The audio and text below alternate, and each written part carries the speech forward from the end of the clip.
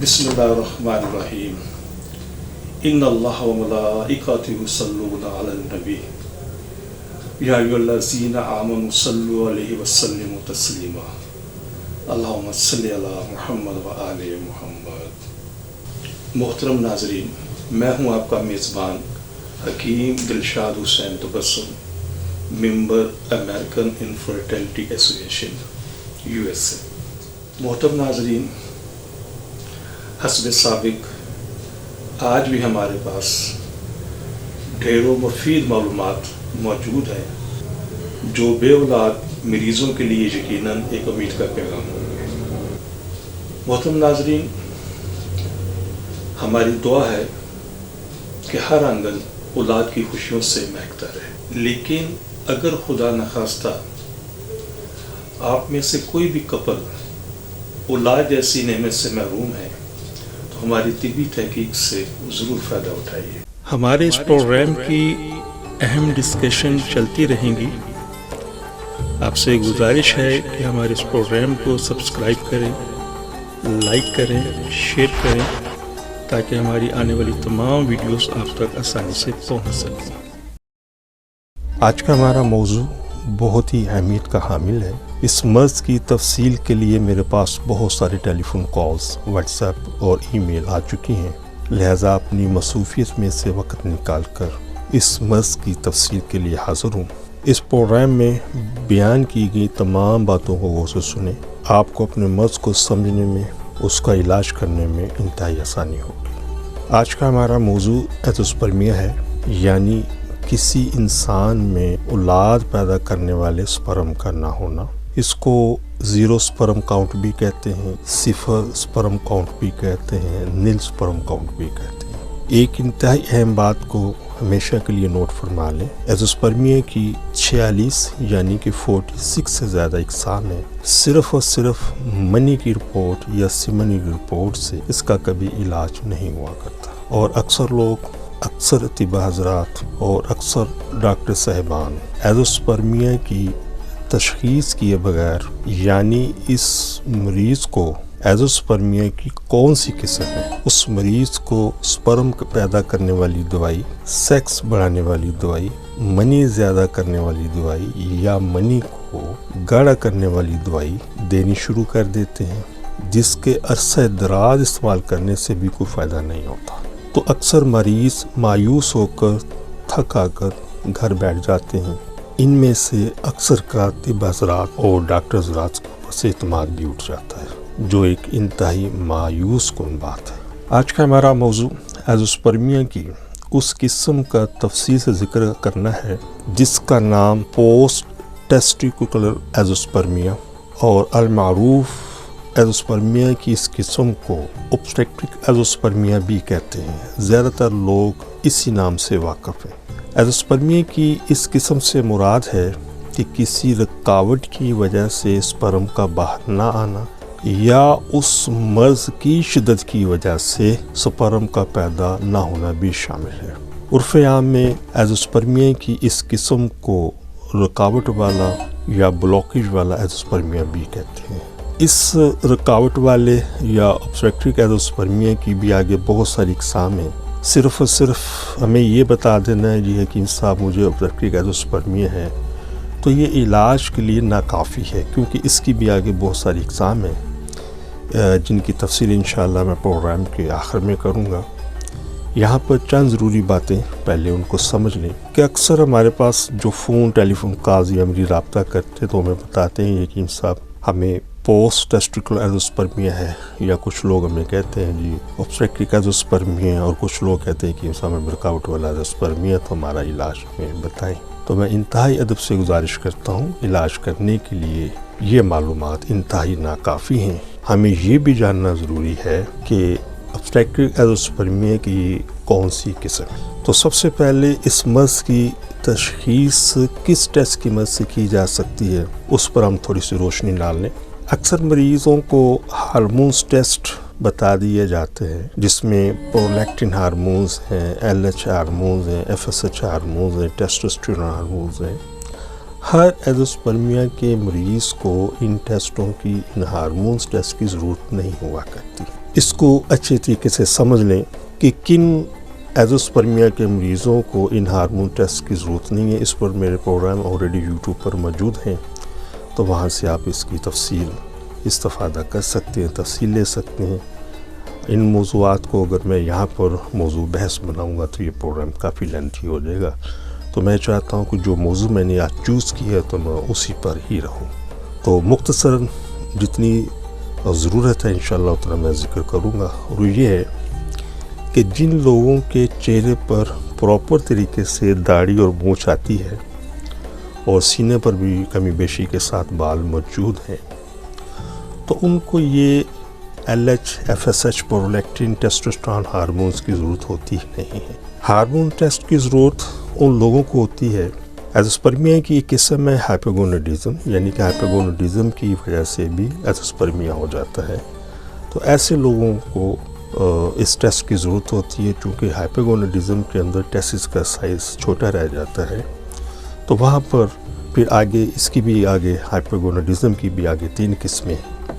تو انشاءاللہ یہ ہائپوگونیڈزم کے اوپر بھی میرا پروگرام یوٹیوب پر موجود ہے، وہاں سے آپ اس کی تفصیل لے سکتے ہیں. تو ان لوگوں کو صرف ہارمونز کی ٹیسٹ کی ضرورت ہوتی ہے، باقیوں کی اس کی ضرورت نہیں ہوتی.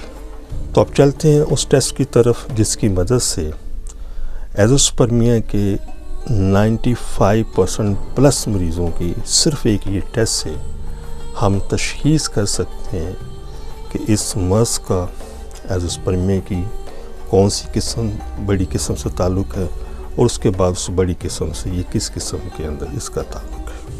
سیمن ٹیسٹ کے علاوہ صرف اور صرف ایک ٹیسٹ آپ کو نہ صرف ایزوسپرمیا کی قسم کی وضاحت کرتا ہے، بلکہ وہ یہ بھی بتاتا ہے کہ اس قسم کا ایزوسپرمیا یعنی کہ ایزوسپرمیا کی یہ جو قسم ہے اس کے آگے کس قسم کا تعلق ہے، جو میں پہلے بھی عرض کر چکا ہوں کہ ایزوسپرمیا کی 46 سے زیادہ اقسام ہیں. چونکہ آج کا ہمارا موضوع پوسٹ ٹیسٹیکل ایزوسپرمیا یا اوبسٹیکٹرک ایزوسپرمیا ہے، تو اسی پر انشاءاللہ ہم رہ کر آگے گفتگو کریں گے. تو ایک سنگل ٹیسٹ جس کو ہم آسانی سے سمجھانے کے لیے بات کرتا ہوں وہ یہ ہے کہ ٹیسٹیز، جس کو ہم خصیے بھی کہتے ہیں، فوتے بھی کہتے ہیں، کپورے بھی کہتے ہیں، صرف ایک اس کا آپ الٹرا ساؤنڈ کروا لیں. الٹرا ساؤنڈ بھی 2 طرح کے ہیں، ایک بلیک اینڈ وائٹ ہے جسے ہم کہہ دیں کالا الٹرا ساؤنڈ کہہ لیں، اور ایک کلر جسے ہم رنگین الٹرا ساؤنڈ کہتے ہیں. رنگین الٹرا ساؤنڈ کو ہم کہتے ہیں میڈیکل میں ڈوپلر، DOPPLER. تو کوشش کریں کہ اگر ممکن ہو سکے تو کلر یا ڈوپلر الٹرا ساؤنڈ ہی کروائیں، اس کے اندر زیادہ ہمیں وضاحت مل جاتی ہے. اور اگر کسی وجہ سے یہ میسر نہ ہو تو بلیک اینڈ وائٹ سے بھی الٹرا ساؤنڈ سے بھی ہم کام چلا لیتے ہیں. تو میڈیکل میں اس ٹیسٹ کا نام ہے، اس میں اسپیل کرتا ہوں، اس کو نوٹ فرما لیجئے، SCORTAL اسکوٹل الٹرا ساؤنڈ، یا اس کا ایک دوسرا نام ہے اس کو ہم کہتے ہیں اسکوٹم، SCORTUM اسکوٹم الٹرا ساؤنڈ. تو یہ تقریباً 1500 روپے سے لے کر 2500 روپے میں یہ ٹیسٹ ہو جاتا ہے. کچھ جگہوں پر لوگ اس سے زیادہ بھی لے لیتے ہیں، لیکن نارملی یہی ریٹ ہے. تو یہ دنیا کے ہر ملک میں، دنیا کے ہر شہر کے اندر، دنیا کے اندر ہاسپٹلس کے اندر یہ ٹیسٹ بآسانی ہو جاتا ہے. تو اکثر لوگ کیا کرتے ہیں کہ اس ٹیسٹ کے لیے اس الٹرا ساؤنڈ کی لیبارٹری یا لیب کی رخ کرتے ہیں. تو یہ نہیں ہے، چونکہ وجہ یہ ہے کہ ہر لیبارٹری کے اندر الٹرا ساؤنڈ کی صورت موجود نہیں ہوتی. تو جب بھی آپ یہ الٹرا ساؤنڈ کروانے کے لیے جائیں تو لیب والے سے کنفرم کر لیں کہ کیا آپ کے پاس ٹیسٹیز کے الٹرا ساؤنڈ کی صورت موجود ہے، تو پھر کروا لیں.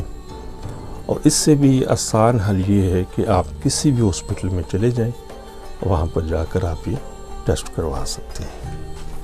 اس ٹیسٹ کے لیے اپنی مسز سے کسی بھی وقفے کی ضرورت نہیں ہوتی. بغیر کسی انٹرکورس کے وقفے سے آپ کسی بھی ہاسپٹل میں جا کر یہ ٹیسٹ کروا سکتے ہیں، اور انشاءاللہ صرف ایک یہ سنگل ٹیسٹ سے آپ کے ایزوسپرمیا کی قسم کا تعین ہو جائے گا.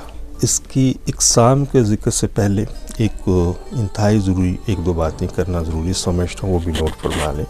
حکیم صاحب ہمارے معالج نے صرف سیمن ٹیسٹ کیا یا ہمارے معالج نے سیمن ٹیسٹ کے بعد ہمیں فزیکل ایگزامینیشن ہماری کی اور انہوں نے ہمیں بتایا کہ آپ کو پوسٹ ٹیسٹیکولر ایزوسپرمیا ہے یا اوبسٹرکٹک ایزوسپرمیا ہے، تو انتہائی معذرت کے ساتھ یہ کوئی بھی قانون، کوئی میڈیکل نقطہ یا کوئی میڈیکل کا کام نہیں ہے۔ اس طرح کی فزیکل ایگزامینیشن سے ہم کبھی بھی اس کی اوبسٹرکٹک ایزوسپرمیا یا نان اوبسٹرکٹک ایزوسپرمیا کبھی ہم تمیز نہیں کر سکتے، تو اس لیے اپنا قیمتی وقت بچائیں تو فرسٹ آف آل یہ ٹیسٹ کروائیں تاکہ علاج کرنے کے لیے ہمیں آسانی ہو جائے۔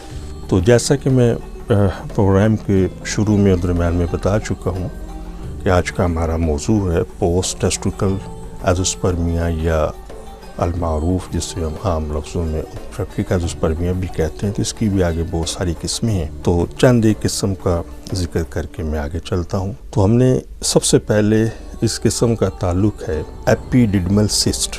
ایپیڈیڈمل بیسیکلی ٹیسٹس کے اوپر ایک وین ہے جہاں پہ سپرم آ کر اسٹور ہوتے ہیں، تو سسٹ کا مطلب رسولی ہوتا ہے، تو وہاں پر رسولی آ جانے سے ایک رکاوٹ پیدا ہوتی ہے جس کی وجہ سے سپرم باہر نہیں آتے، اور بعض پیشنٹس کے اندر رسولی کے ساتھ ساتھ وہاں پہ انفلامیشن یا انفیکشن یا سوزش بھی ہو جاتی ہے، ورم بھی آ جاتا ہے جس کی وجہ سے سپرم کی پروڈکشن بھی بعض پیشنٹس کے اندر نہیں ہوتی۔ اسی سے ملتا جلتا ایک اور مرض ہے جس کو ہم کہتے ہیں میڈیکل میں سپرموٹوسل۔ اچھا، یہ بھی ایک طرح کی رسولی ہی ہے، ایک طرح سے مطلب رسولی ہی ہے، تو یہ بھی ایپیڈیڈمل میں ہی ہوتی ہے۔ ان دونوں کے اندر تھوڑا سا فرق سمجھنے کیا ہے۔ جس وقت میڈیکل کے اندر یہ نقطہ لکھا ہوگا ایپیڈیڈمل سسٹ، تو اس کا مطلب یہ ہوگا کہ یہ جو رسولی ہے ایپیڈیڈمس کے اندر ہے۔ جہاں پر میڈیکل کے اندر یہ جملہ لکھا ہو ایپیڈیڈمل سپرموٹوسل، تو اس کا مطلب یہ ہوگا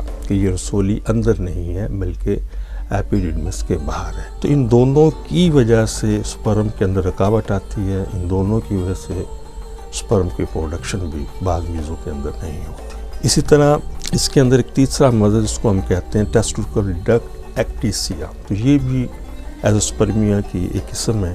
اس میں ہر طرح کی all kind of duct blockage, duct veins ہیں جس کی بلاکیج کی وجہ سے اس پر ہم باہر نہیں آتے۔ تو ایپیڈیڈمل اوبسٹرکشن یہ بھی اسی مرض کا ایک ایزوسپرمیا کی قسم ہے۔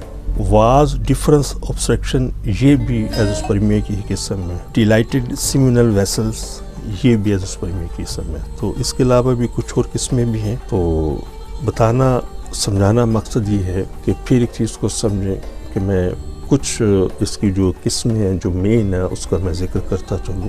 ایک ایزوسپرمیا کی قسم ہے جس کو ہم کہتے ہیں پرماننٹ ایزوسپرمیا، وہ کوئی بھی ہو سکتا ہے۔ اس کا مطلب یہ ہوتا ہے کہ ایک شخص ہے، اس کی شادی کو 5 سال یا 10 سال ہو چکی ہیں، اس پورے ٹینور کے دوران اس نے 5، 10، 15، 20، 25 جتنے بھی سیمن ٹیسٹ کروائے ہیں، تو اس سیمن کے اندر کبھی بھی سپرم شو نہیں ہوئے۔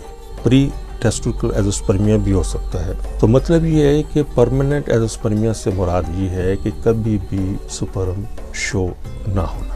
اس طرح ایزوسپرمیا کی جو مین بڑی قسم ہے وہ ہے ٹیمپریری ایزوسپرمیا۔ اس کا مطلب یہ ہوتا ہے کہ ایک شخص ہے، وہ صاحب اولاد ہے، کسی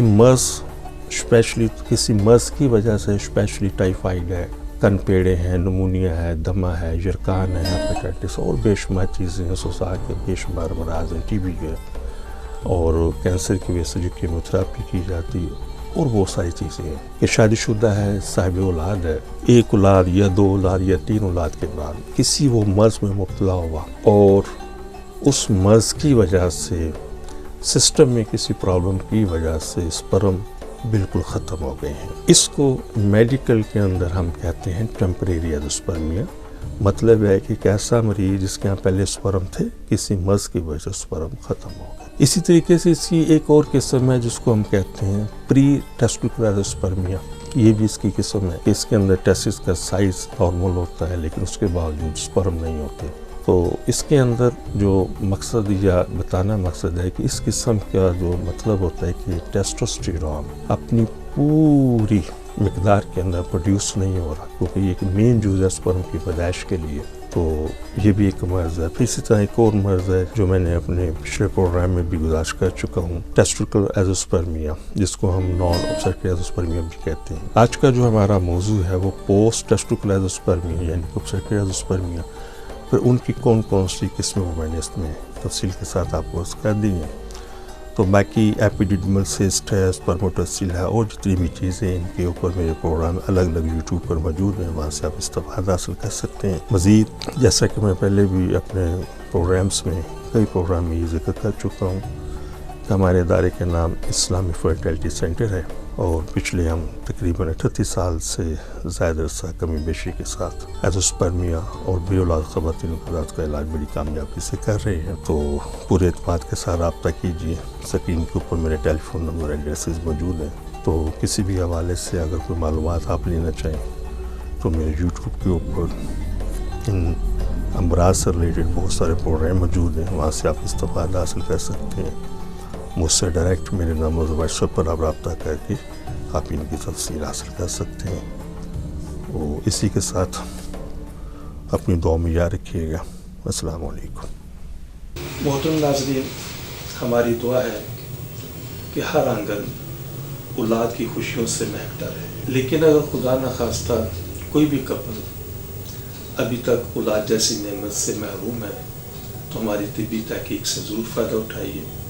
اور وہ خواتین و حضرات جنہیں ڈاکٹر حضرات نے IVF، IUI، ICSI یا دیگر کسی بھی حوالے سے ٹیسٹ ریویو کا مشورہ دیا ہے، تو ہماری ان سے بڑی مؤدبانہ گزارش ہے کہ ان تمام چیزوں سے، ان تمام سلسلوں سے پہلے ایک مرتبہ ہم سے ضرور کنسلٹ کریں. انشاءاللہ ان چیزوں کی ضرورت باقی نہیں رہے گی. اب میں آپ سے اجازت چاہوں گا اپنے اس پروگرام سے. تو دوبارہ ایک پھر عرض کرتا چلوں کہ اگر کسی بھی حوالے سے اگر کوئی چیز آپ پوچھنا چاہیں تو آپ مجھ سے فون پر رابطہ کر سکتے ہیں یا وقت لے کر میرے کلینک پر تشریف لا سکتے ہیں. اپنی دعا میں یاد رکھیے گا.